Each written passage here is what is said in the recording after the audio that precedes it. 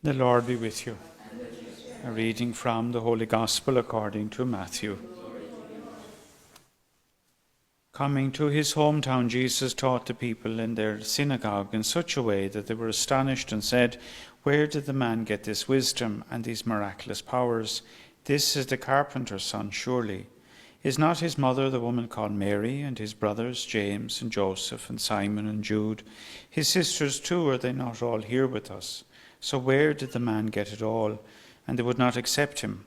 But Jesus said to them, "A prophet is only despised in his own country and in his own house."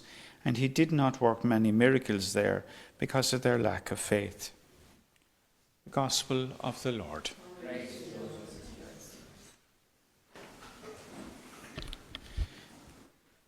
I remember many years ago as a student in Dominic Street, there was a Eucharistic minister. She had come all the way from the Caribbean and she'd moved into Dublin, and she was helping or assisting we had a lot of older fathers in the church at the time, and she would assist them in the morning mass with Holy Communion as Eucharistic minister. And there was one lady who refused to go to her, and she was quite racist. But I remember watching her as a student, and she'd come up the aisle and she'd change position, and anyway. But immediately after Mass, she went into St Martin's Chapel to light a candle to St Martin. And he used to say, "You won't go to communion, you won't go near this lady because of her skin colour, but yet you'll go to the saint." I mean, it didn't make sense to me at all, And this is a little bit that's in the Gospel today, They know Jesus' background. They know his father is the carpenter, yes, a son of David, and his mother Mary. And they just can't accept this fresh teaching. Just because I know your background. Everyone has a background. St. Martin had a background. I mean, St. Martin's mother wasn't married. She had 2 children by a soldier or a Spanish conquistador who used her, basically, abandoning Martin and then abandoning his sister. Then he came back, his conscience got him, he abandons him again. And Martin should have grown up a very angry young man, but he didn't. It was the opposite. But anyone going to the priory would have said, "Oh, that's your man, I mean, Martin was the only one in that whole priory of 250 men who was a mixed race. And at that time it was kind of revolutionary that they would have even taken him, because they knew he would suffer because of his skin colour. And yet, anyone that went to Martin could have said, "Oh, I knew your mother, and I knew your father," but they didn't.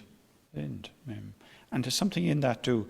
His own people will reject him because of his teaching. Not the teaching, is that they know too much about him.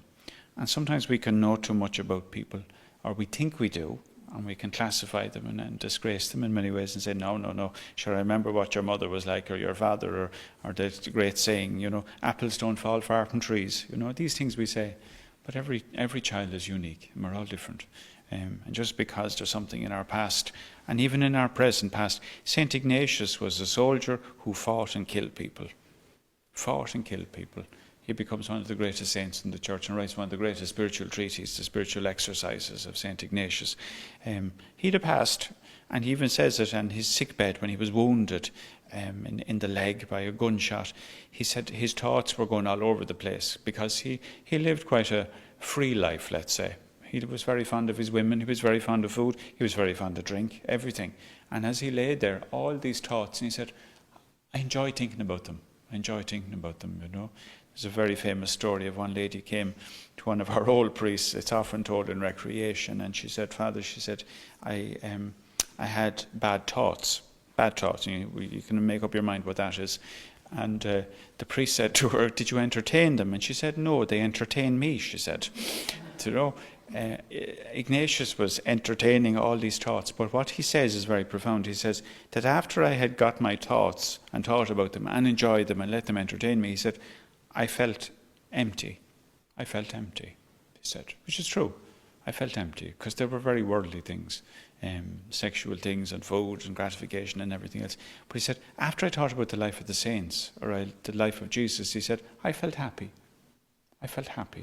And then he starts to write his spiritual exercises, to meditate on the mysteries of Christ, to make people happy. So Ignatius had a history and a past, but we don't remember him for that. We thank God for his conversion.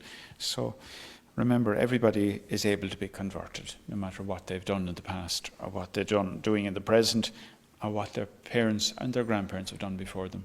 God has a plan for every one of us, like St. Martin.